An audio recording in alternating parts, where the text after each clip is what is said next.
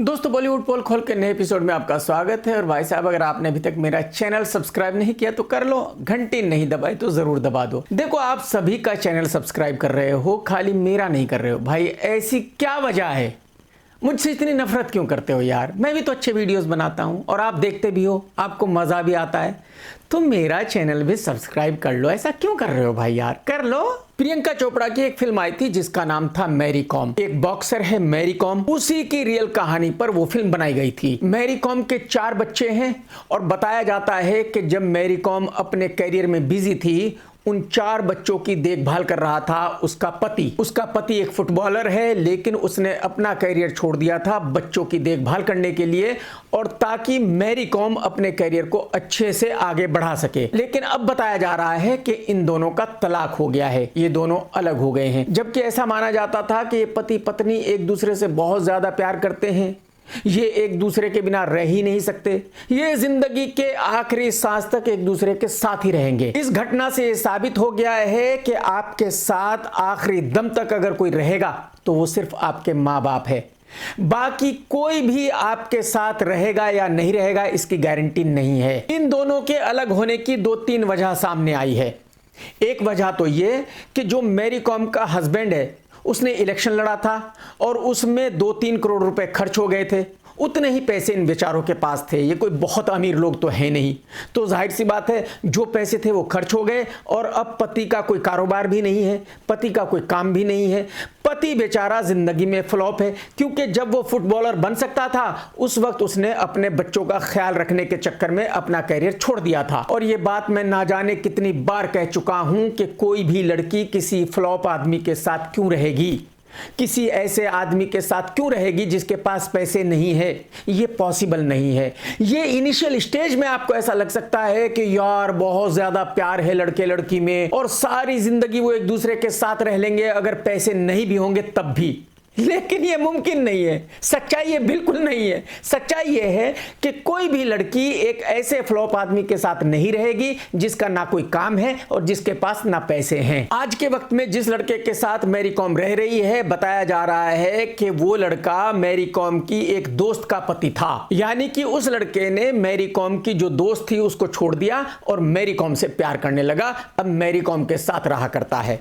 अब क्वेश्चन ये है, सवाल ये है कि भाई एक लड़के को एक ऐसी औरत से प्यार कैसे हो गया जिसके 4 बच्चे हैं? कोई भी लड़का इतना बड़ा उल्लू का पट्टा कैसे हो सकता है कि वो एक ऐसी बूढ़ी औरत से प्यार करे जिसके 4 बच्चे हों?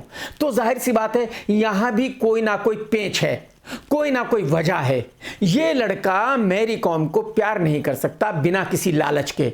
वो क्या लालच है ये आगे जरूर खुल जाएगा 1-2 महीने में या 6 महीने में या 1 साल में। तो मुझे पर्सनली ऐसा लगता है कि अगर मैरी कॉम ने अपने उस पति को धोखा दे दिया है जो उसको बहुत प्यार करता था, तो ये ठीक नहीं किया। लेकिन ये उसकी अपनी चॉइस है, किसी की जबरदस्ती नहीं है। मैरी कॉम की मर्जी है कि वो किसके साथ रहना चाहती है, किसके साथ नहीं रहना चाहती। बॉलीवुड में एक आइटम गर्ल है जिसका नाम है उर्वशी रौतेला। ये लड़की कहीं ना कहीं कोई ना कोई ऐसा इंटरव्यू देती रहती है जिसकी वजह से कंट्रोवर्सी होती रहती है, लोग इसके बारे में बातें करते रहते हैं। यानी कि ये लड़की मॉडर्न टाइम की राखी सावंत है।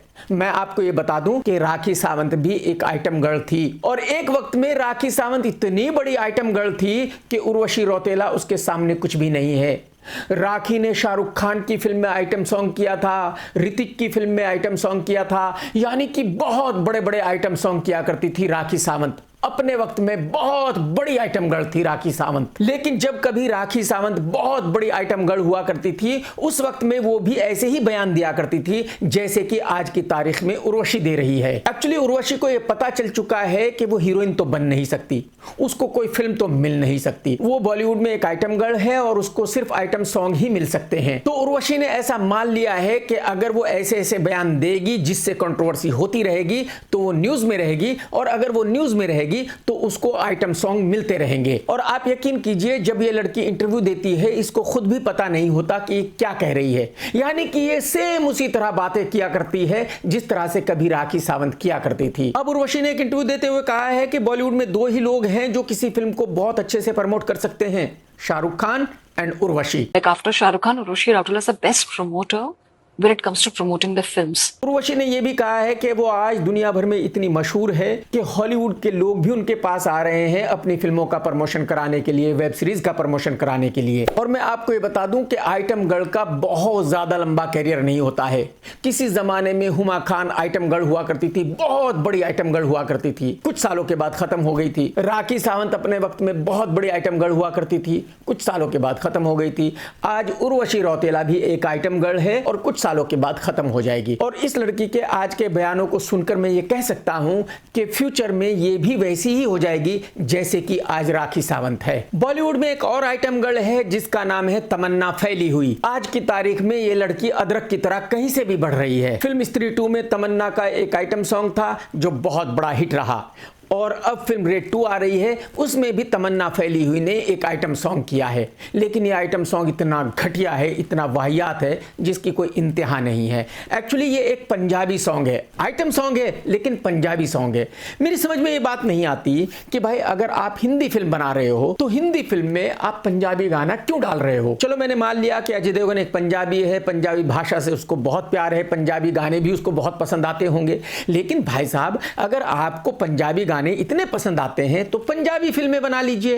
हिंदी फिल्मों में पंजाबी गाने डालने का क्या मतलब बनता है। मैं आपको ये बता दूं कि तमन्ना फैली हुई का ये गाना बहुत बड़े स्केल पर शूट किया गया है, यानी कि इस गाने पर बहुत खर्चा किया गया है। लेकिन प्रॉब्लम यह है कि एक बहुत ही घटिया गाने पर इतना ज्यादा खर्चा कर दिया गया है, यानी कि पैसों की बर्बादी की गई है। किसी भी तरीके से किसी भी हाल में यह गाना हिट नहीं हो सकता, यानी कि इस गाने पर जो भी खर्चा किया गया है वो बिल्कुल टोटली वेस्टेज है। आपको तो पता ही है कि देश में जितने भी राजनेता हैं उनका एक ही काम है देश को लूटना।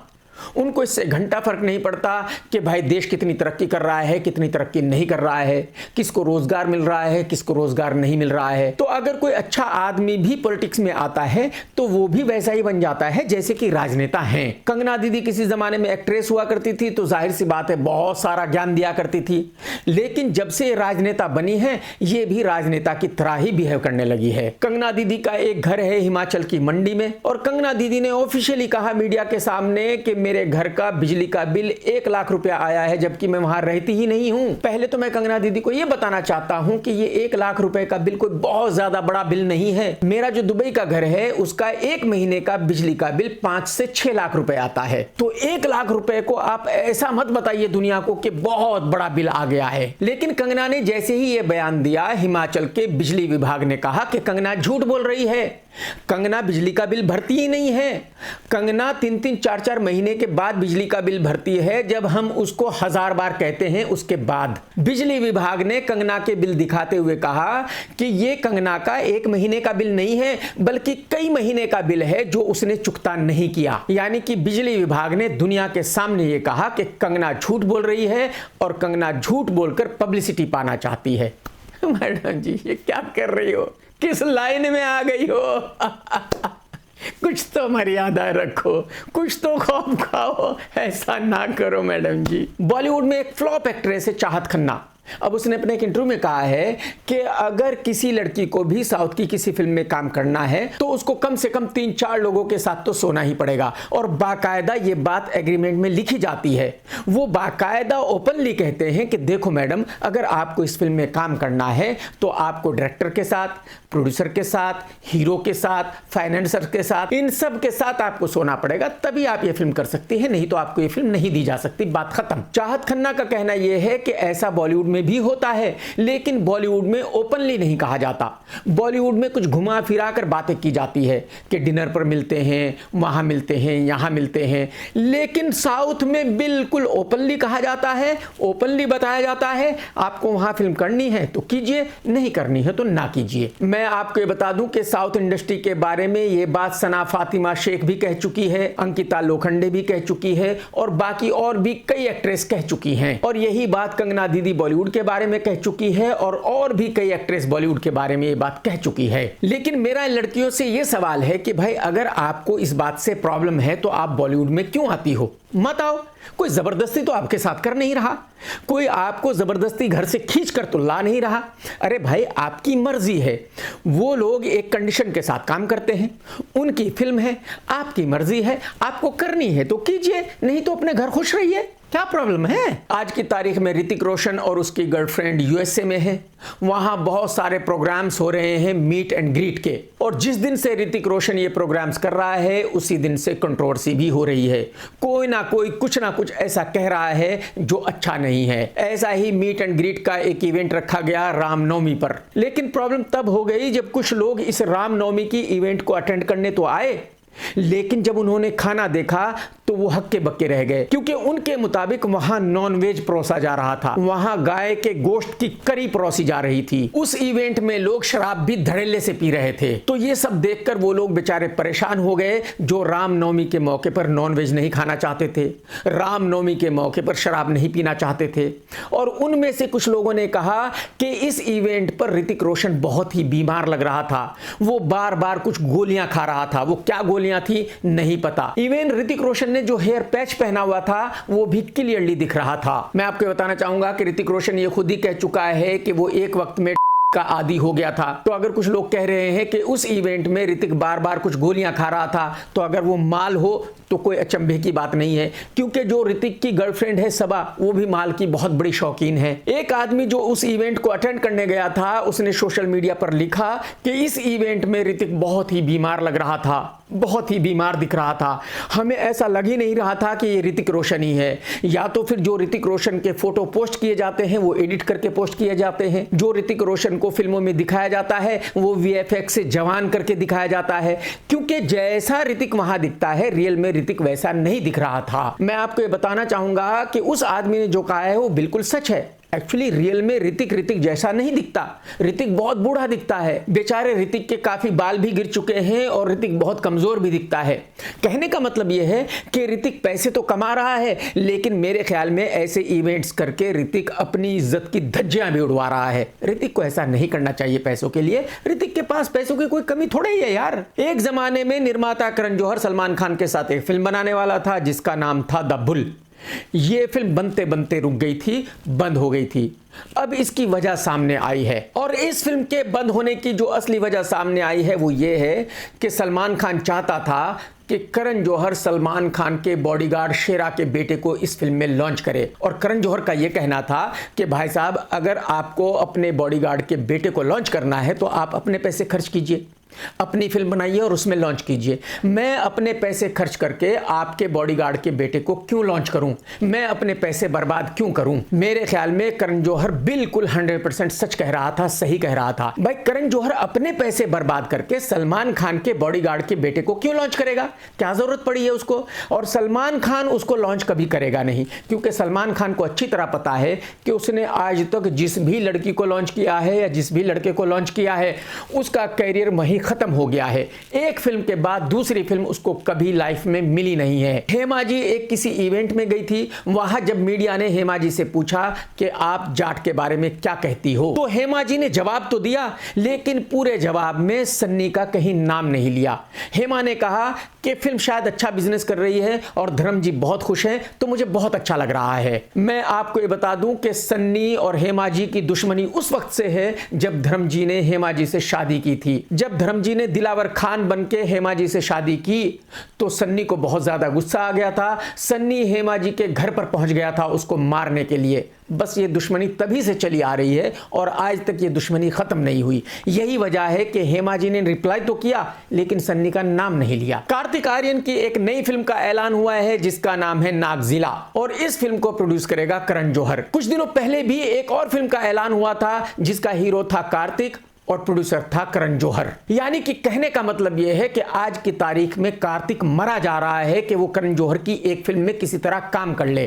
कार्तिक को ऐसा लगता है कि अगर वो करण की एक फिल्म में काम कर लेगा तो सारा बॉलीवुड उसका दोस्त बन जाएगा। मैं आपको ये बताना चाहूंगा कि आमिर खान का भांजा इमरान खान भी ऐसा ही समझता था। यही वजह है कि वो सारी फिल्में करण जौहर की ही किया करता था।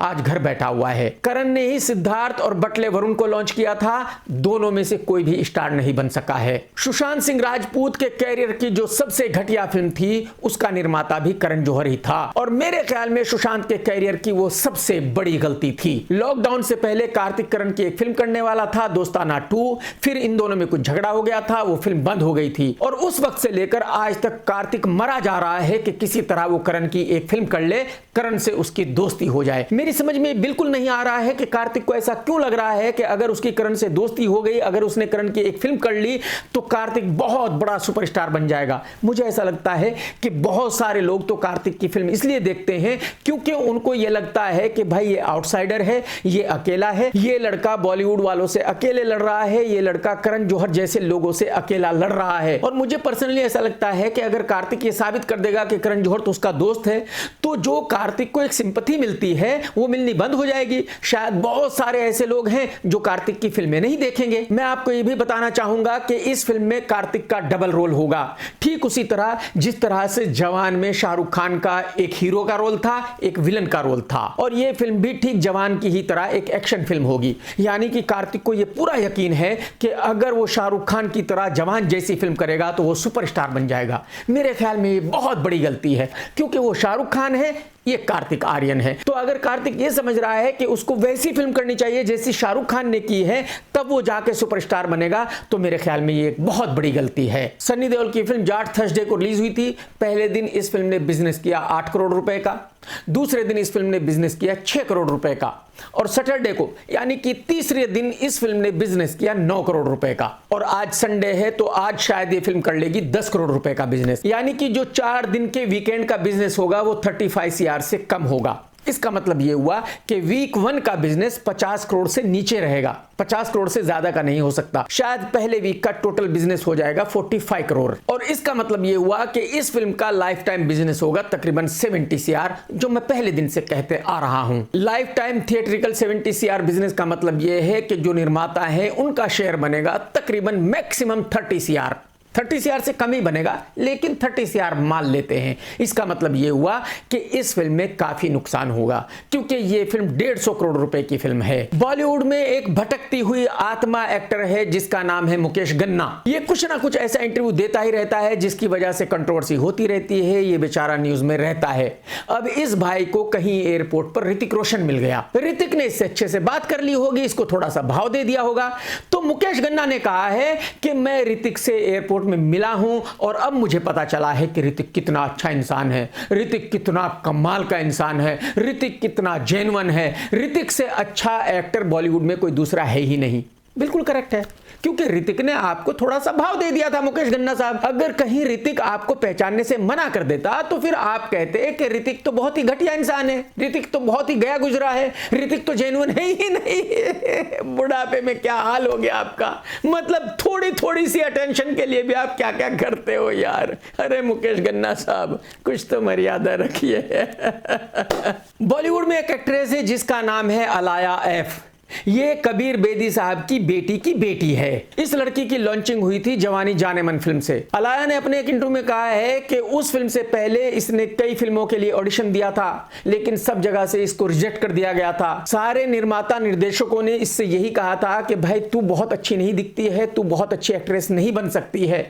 और अब अलाया का ये कहना है कि देखो आज मैं कितनी बड़ी एक्ट्रेस बन चुकी हूं, कितनी बड़ी सुपरस्टार बन चुकी हूं। बताओ क्या क्या सुनना पड़ेगा ऊपर वाले, एक ही जीवन में क्या क्या दिखाएगा यार। मतलब क्या क्या सुनना पड़ रहा है यार। अलाया मैडम जी, अब क्या बदल गया है? अब आपके घर निर्माता निर्देशकों की लाइन लगी हुई है। अब क्या निर्माता निर्देशक दिन रात आपसे रिक्वेस्ट कर रहे हैं कि आप उनकी फिल्म कर लो? अब क्या आप बहुत बड़ी सुपर एक्ट्रेस बन गई हो? अब क्या आप कटरीना और दीपिका से भी बड़ी सुपरस्टार बन चुकी हो? अरे मैडम जी, ना पहले आप कुछ थी, ना आज आप कुछ हो, ना आगे कभी कुछ होगी। आपको किसी ने ये बताया कि नहीं बताया? अरे मैडम जी, कुछ भी कहने से पहले कुछ तो सोच लिया करो। जितने भी बॉलीवुड के बच्चे हैं सब ब्रेनलेस ही क्यों हैं? थोड़ी भी अकल क्यों नहीं है आप लोगों में यार? कमाल है यार। अगर आपको याद हो तो राजकुमार राव उर्फ घसीटा राम को एक फिल्म में लॉन्च किया गया था सुशांत सिंह राजपूत के साथ, और उस फिल्म की कास्टिंग की थी मुकेश छाबड़ा ने। तब से लेकर आज तक ये लड़का काफी फिल्में कर चुका है, कोई भी फिल्म इसकी चली नहीं है। सिर्फ एक फिल्म चली है, स्त्री और स्त्री 2। श्रद्धा कपूर कहती है कि वो फिल्म उसकी वजह से चली है, ये कहता है कि वो फिल्म इसकी वजह से चली है। लेकिन स्त्री के बाद और स्त्री 2 के बाद जितनी भी फिल्में इसकी रिलीज हुई वो सब की सब डिसास्टर रही, यानी कि ये एक बहुत बड़ा फ्लॉप एक्टर है। अब घसीटा राम की एक फिल्म आ रही है जिसका नाम है भूल चूक माफ, और इसका निर्माता है दिनेश विजन। तो इस घसीटा राम ने मीडिया के सामने कहा है कि दिनेश विजन का और मेरा ऊपर से ही कोई कनेक्शन बनकर आया है, ये मेरे भाई की तरह है, ये मेरा सब कुछ है, इसके बिना मैं जिंदगी में कुछ भी नहीं हूं। घसीटा राम भाई, इसको कहते हैं चमचागिरी, इसको कहते हैं तलवे चाटना, क्योंकि आपको पता है कि आप कितने बड़े महाफ्लॉप एक्टर हो। आपको पता है कि कोई और निर्माता तो आपको फिल्म देने वाला है नहीं। जाहिर सी बात है, सिर्फ एक ही बचा है दिनेश विजन जो आपके साथ फिल्में करेगा। तो घसीटा राम भाई, आपके पास इसके अलावा और कोई चारा ही नहीं है कि आप बॉलीवुड में रहने के लिए दिनेश विजन के तलवे चाटो, उसकी चमचागिरी करो, उसकी वाहवाही करो और उसको बॉलीवुड का सबसे बेस्ट प्रोड्यूसर कहो। लेकिन मैं आपको ये बताना चाहूंगा कि इतनी चमचागिरी करने के बाद भी, इस तरह से तलवे चाटने के बाद भी आपका कैरियर खत्म होना ही होना है, आपको घर बैठना ही बैठना है, क्योंकि आप में एक्टर बनने का एक भी गुण नहीं है। घसीटा राम भाई, वो लड़का मुकेश छाबरा आपका कुछ नहीं है जिसने आपको पहली फिल्म दिलाई थी। वो डायरेक्टर भी आपका कुछ नहीं है जिसने आपको अपनी फिल्म में लॉन्च किया था। वो लोग भी आपके कुछ नहीं है जिन्होंने उसके बाद आपको काम दिया था। आपका सब कुछ आज की तारीख में दिनेश विजन है, क्योंकि आज की तारीख में सिर्फ वही बचा है जो आपको फिल्म देने वाला है। तो ये बिल्कुल क्लियर है कि आप तलवे चाट रहे हो, आप चमचागिरी कर रहे हो। ये तो मेरे ख्याल में आप सभी लोग जानते हैं कि जया बच्चन जी ने फिल्म टॉयलेट एक प्रेम कथा के बारे में कुछ ऐसी बात कही थी जो उस फिल्म के बनाने वालों को अच्छी नहीं लगी। जया जी ने कहा था कि यह नाम इतना खराब है कि ऐसे नाम की फिल्म को मैं देखने कभी जाऊंगी ही नहीं, यह फिल्म फ्लॉप है नाम से ही। अब जब अक्षय कुमार मीडिया के सामने आया और मीडिया ने अक्षय कुमार से इस बारे में पूछा, तो अक्षय ने कहा कि अगर कोई भी मेरी उन फिल्मों को क्रिटिसाइज करता है तो वो पागल ही होगा, क्योंकि पैडमैन एक बहुत अच्छी फिल्म थी, टॉयलेट एक प्रेम कथा बहुत अच्छी फिल्म थी। मेरे ख्याल में ये एक ऐसी कंट्रोवर्सी है जो अब काफी दिनों तक चलती रहेगी। अजय देवगन की फिल्म धमाल 4 की शूटिंग चालू हो गई है, पहला शेड्यूल खत्म हो गया है और बताया जा रहा है कि अगले 6 महीने में इस फिल्म की पूरी शूटिंग खत्म हो जाएगी। इस फिल्म के डायरेक्टर है इंदर कुमार साहब और इस फिल्म में अदरक वारसी भी है। बॉलीवुड के सबसे सड़े हुए दिखने वाले एक्टर नवाजुद्दीन की एक फिल्म रिलीज हो रही है ZEE5 पर, जिसका नाम है कोस्टा। इस फिल्म में नवाज रोल कर रहा है कस्टम ऑफिसर का, लेकिन जो भाई साहब ने ड्रेस पहनी है उसको पहनकर ये ऐसा दिख रहा है जैसे किसी बड़े आदमी का ड्राइवर हो। जो इस फिल्म के बनाने वाले हैं वो भी उल्लू के पट्टे हैं और जी वाले भी उल्लू के पट्टे हैं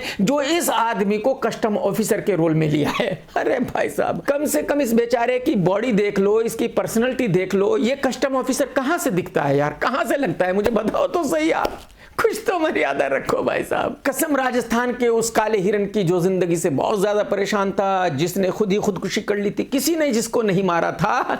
अब जया बच्चन जी ने एक बहुत ही कमाल का स्टेटमेंट दिया है। जब जया बच्चन जी से सर्जरी के बारे में पूछा गया तो जया जी ने कहा कि देखो भाई, मैंने तो आज तक जिंदगी में कभी कोई सर्जरी कराई नहीं और ना ही कराऊंगी। मेरी जो ये झुर्रियां हैं, मेरे जो सफेद बाल हैं, वो मुझे अच्छे लगते हैं, मुझे इनसे बिल्कुल कतई कोई प्रॉब्लम नहीं है। और जो भी लड़कियां बुढ़ापा छुपाने के लिए सर्जरी करा रही हैं, उनसे ही पूछिए कि वो ऐसा क्यों कर रही है। हालांकि जया जी ने ऐश्वर्या जी का नाम यहां बिल्कुल नहीं लिया, लेकिन मीडिया वाले बहुत कमीने हैं, वो कह रहे हैं कि जया जी ने जो भी कहा है वो ऐश्वर्या जी के बारे में कहा है। मैं आपको ये बता दूं कि इससे पहले इमरान हाशमी ऐश्वर्या जी को प्लास्टिक की दुकान कह चुका है, विवेक ओबेरॉय भी ऐश्वर्या जी को प्लास्टिक की दुकान कह चुका है।